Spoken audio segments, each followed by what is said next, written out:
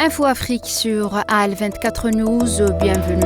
Le ministère algérien des Affaires étrangères, de la communauté nationale à l'étranger et des Affaires africaines a annoncé hier dans un communiqué qu'en application des orientations du président algérien Abdelmadjid Tebboune, les membres de la communauté nationale établis à l'étranger et titulaires de passeports étrangers valides sont autorisés à entrer et sortir du territoire national à titre exceptionnel sans l'obtention préalable d'un visa sous réserve de présentation des mêmes pièces à l'entrée et à la sortie du territoire.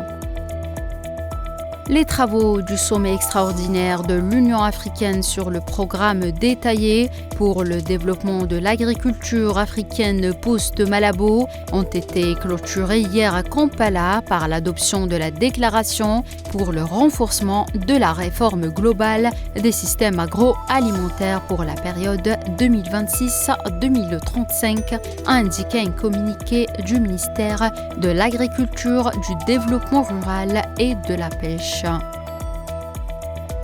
L'armée soudanaise a repris le contrôle de la ville stratégique de Oued Medani, capitale de l'État d'El Jazira, des mains des forces de soutien rapide. La reprise de la ville de Oued Medani porte un coup majeur à l'armée, plus d'un an qu'elle ne soit tombée aux mains des FSR, a déclaré le bureau du ministre soudanais de l'information dans un communiqué.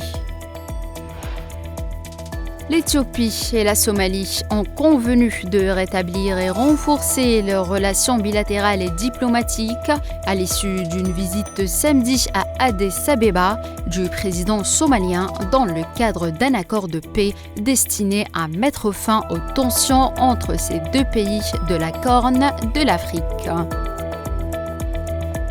Le parti au pouvoir au Tchad a remporté les 2/3 des sièges lors des élections législatives qui ont été boycottées par une grande partie de l'opposition le mois dernier, selon les résultats provisoires de ce dimanche, renforçant ainsi l'emprise du président Mahamat Idriss Déby sur le pouvoir.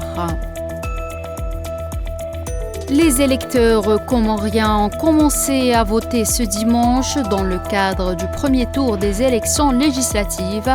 Ont rapporté des médias, 33 députés doivent être élus directement dans autant de circonscriptions par 338 940 inscrits dans ce scrutin uninominal majoritaire à 2 tours ouverts de 7h à 16h.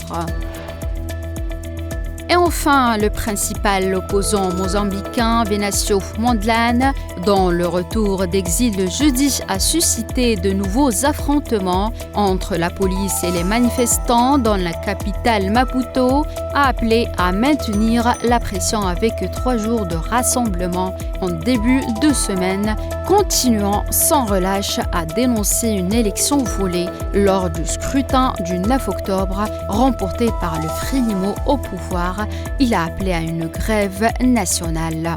C'est la fin de cette édition africaine. Merci de l'avoir suivi.